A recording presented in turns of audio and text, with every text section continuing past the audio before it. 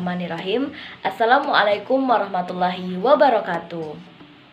Baik, di sini kembali bertemu dengan saya Gusti Mayangsari dengan nomor induk mahasiswa 2072001.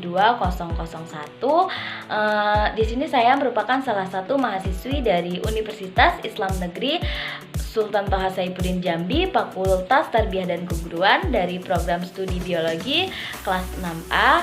Halo teman-teman, di video kali ini saya akan sedikit membahas mengenai materi sistem gerak pada manusia. Untuk memenuhi tugas mata kuliah Komunikasi Informasi dan Teknologi yang diampu oleh Bapak Dodo Tommy MPD yang terhormat. Nah, penasaran kan?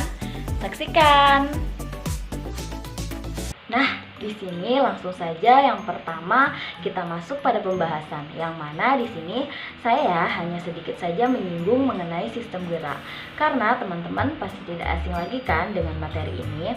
Adapun pengertiannya dari sistem gerak sendiri adalah sebagai suatu sistem yang dapat menghasilkan gerakan yang terdiri dari tulang, kemudian ada otot, serta dibantu oleh persendian tulang sebagai alat gerak pasif karena tidak dapat bergerak sendiri, dan otot sebagai alat gerak aktif karena dapat berkontraksi dan berelaksasi sendiri.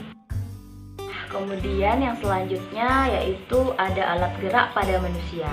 Nah teman-teman, ternyata alat gerak pada manusia itu terbagi menjadi dua bagian loh.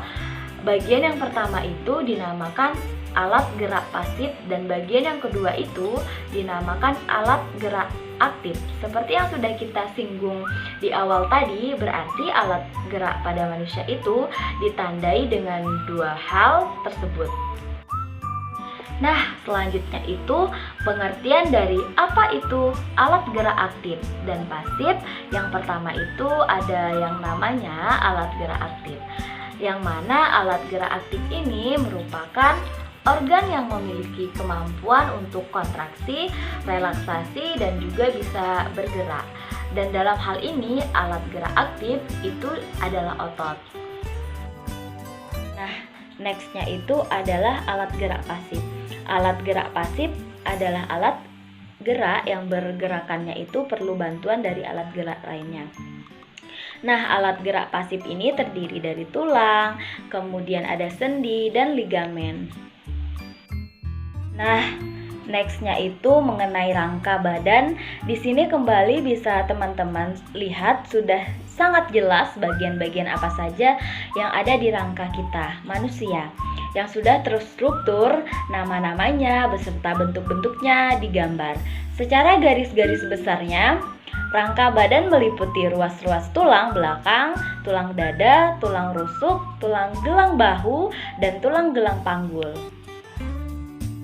Nah, nextnya itu membahas mengenai macam-macam tulang penyusun rangka tubuh pada manusia. Nah teman-teman, berdasarkan bagian rangka tubuh dapat dikelompokkan menjadi 3 kelompok, yaitu yang pertama tulang tengkorak, kemudian yang kedua tulang penyusun rangka badan, dan tulang penyusun anggota badan. Kemudian selanjutnya itu tengkorak.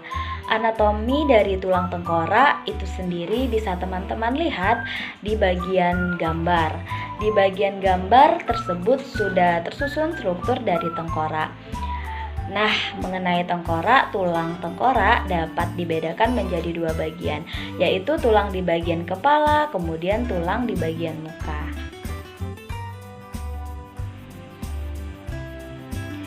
Nah, berikutnya bisa teman-teman lihat bagian tengkorak di bagian kepala meliputi apa-apa saja, dan kemudian di bagian muka itu apa-apa saja.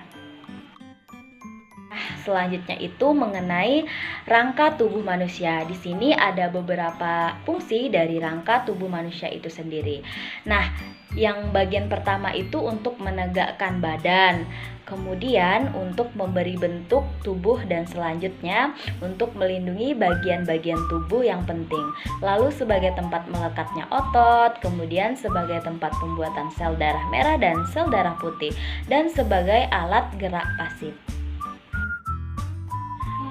Kemudian selanjutnya itu pembahasan yang terakhir mengenai tulang-tulang anggota badan. Di sini juga ada gambar ya teman-teman, bisa lihat. Nah, tulang-tulang anggota badan terdiri dari tulang lengan, kemudian ada tulang tungkai, di mana tulang lengan ini berhubungan dengan tulang bahu, kemudian tulang tungkai berhubungan dengan gelang panggul.